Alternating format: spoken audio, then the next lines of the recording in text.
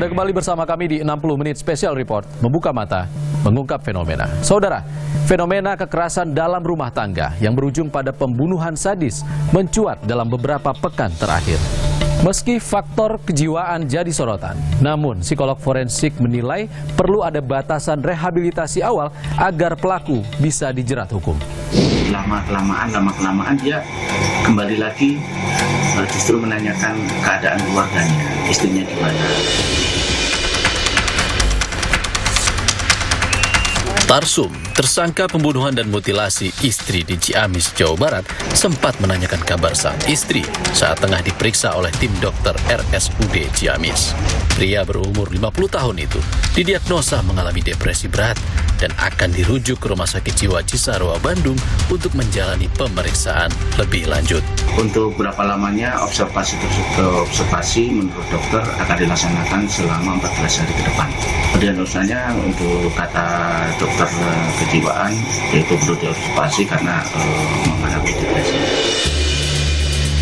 Sebelumnya, kasus pembunuhan dan mutilasi yang dilakukan tersangka menghebohkan publik karena dilakukan secara terang-terangan dan disaksikan warga.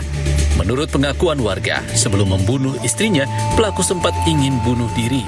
Namun, pelaku urungkan niat sebab dipergoki warga. Iya, rajin dia marah-marah sama orang-orang juga biasanya. Jadi nggak nyangka sama sekali gitu. Memang aktivitas sehari-harinya apa, Pak? Dagang itu kambing, jual beli kambing dianya. Masih sampai sekarang? Iya, masih. Polisi tengah mendalami motif pembunuhan dan kondisi kejiwaan Tarsum. Polisi juga tengah mendalami dugaan utang pinjaman online sebesar 100 juta rupiah yang diduga jadi penyebab pelaku depresi dan gelap mata. Hasil observasi Rumah Sakit Jiwa Cisarua nanti akan menentukan nasib Tarsum. Akankah Hakim Pengadilan Negeri Ciamis menjerat Tarsum dengan pasal berlapis 338 dan 340 KUHP dengan ancaman hukuman mati? Atau Tarsum dibebaskan dengan menjalani perawatan kejiwaan? Fenomena pembunuhan sadis di sejumlah daerah dalam 3 pekan terakhir menggemparkan publik. Selain di Ciamis, Jawa Barat, kasus pembunuhan sadis juga menimpa seorang ibu muda di Minahasa Selatan, Sulawesi Utara.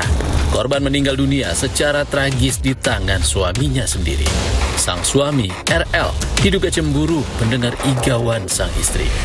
Pada saat malam hari antara korban dengan tersangka pulang tidur ke rumah, pagi harinya memang ada suara yang membangunkan tersangka, sehingga tersangka tersebut berpikiran yang bagaimana mengambil senjata tajam di dapur dan melakukan penganiayaan terhadap istrinya. Korban yang masih berusia 24 tahun ini meninggalkan 2 anak berusia 7 tahun dan bayi berusia 3 minggu. Tersangka dijerat dengan pasal berlapis 340 KUHP dengan ancaman hukuman seumur hidup atau minimal 20 tahun penjara.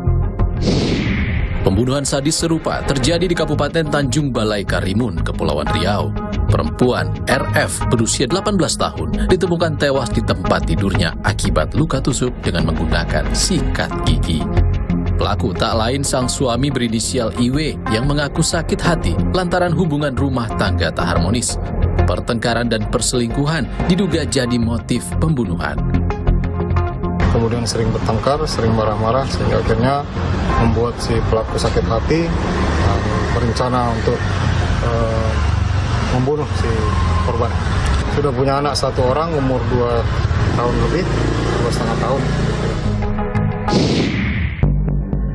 Kasus pembunuhan sadis yang juga jadi sorotan, penemuan koper hitam berisi mayat di Cikarang Barat, Bekasi, Jawa Barat akhir April lalu. Korban berinisial RM, 50 tahun, jadi korban pembunuhan rekan satu perusahaan, Ahmad Arif, 29 tahun. Polisi menyebut korban awalnya meminta pertanggungjawaban Ahmad Arif untuk dinikahi. Ahmad kemudian setuju dengan syarat korban yang bertugas sebagai kasir meminjami uang setoran perusahaan. Ahmad yang merupakan auditor perusahaan berdalih akan bertanggung jawab jika aksi mereka terendus. Korban menolak dan melontarkan kata-kata yang menyinggung pelaku. Tak diterima, Ahmad lantas membunuh korban. Tersangka Ahmad dijerat pasal 338 KUHP tentang pembunuhan dengan ancaman pidana 15 tahun penjara. Pusat Informasi Kriminal Nasional mencatat, sebanyak 3.335 orang terbunuh dalam kurun waktu 4 tahun dari 2019 hingga 2022. Motifnya pun beragam, mulai dari perampokan, ekonomi, hingga asmara. Korbannya mayoritas perempuan dan anak.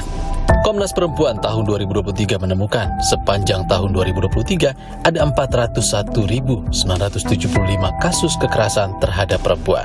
Angka ini menurun 12% dari tahun sebelumnya sebanyak 457.895 kasus di tahun 2022. Namun, meski menurun secara jumlah, angka kekerasan terhadap perempuan di Indonesia masih tergolong tinggi.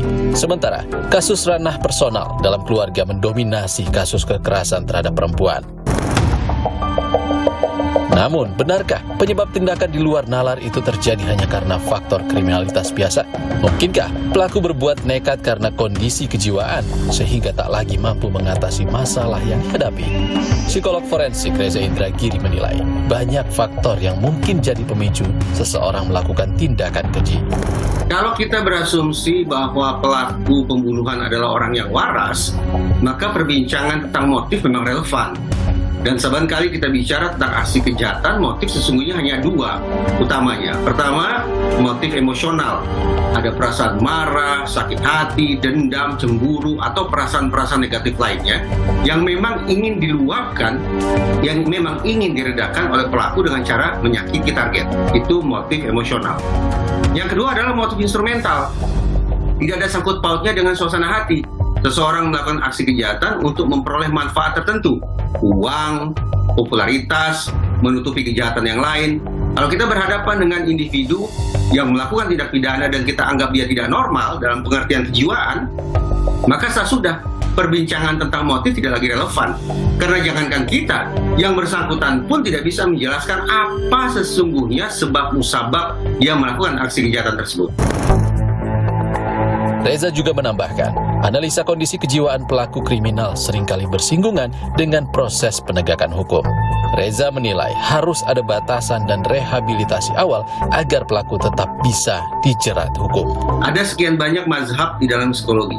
Salah satu mazhab adalah psikoanalisis. Psikoanalisis ketika berbicara tentang sebab munculnya perilaku, termasuk perilaku kejam, perilaku biadab, dan sejenisnya, maka ada 3 lapis perilaku yang harus dianalisis, harus dikaji. Ya. Pertama adalah faktor traumatik. Kira-kira apa gerangan pada masa lalu, pengalaman tidak menyenangkan yang sangat hebat yang pernah dialami oleh pelaku. Dan cukup hanya faktor traumatis, karena faktanya semua orang boleh jadi mengalami trauma, tapi tidak serta-merta semua orang melakukan pidana. Berarti harus ada tinjauan kedua, yaitu faktor pengkondisian. Apa gerangan, situasi seperti apa yang berulang kali dialami oleh si pelaku, sehingga pengalaman traumatisnya makin lama makin kuat. Guncangan psikisnya makin lama makin dahsyat. Faktor pengkondisian ini juga perlu digali. Dan yang ketiga, faktor pemicu. Faktor pemicu itu bisa banyak. Entah itu sakit hati, entah terprovokasi, atau apapun. Alhasil, sesungguhnya memang tidak cukup bagi kita untuk semata-mata mencari tahu faktor pemantik atau faktor pemicu. Mazhab yang satu ini punya kelemahan. Kenapa? Karena mempersulit otoritas penegakan hukum untuk membawa seorang pelaku pidana ke ranah hukum. Mazhab psikoanalisis terlalu klinis. Apapun itu akan bisa ditafsirkan sebagai tanda-tanda petik kegilaan manusia. Nah, kalau semua hal kemudian sudah didiagnosis serba negatif semacam itu, akan semakin sempit peluang bagi otoritas penegakan hukum untuk memintai pertanggungjawaban pidana terhadap orang-orang yang sudah melakukan tindak pidana.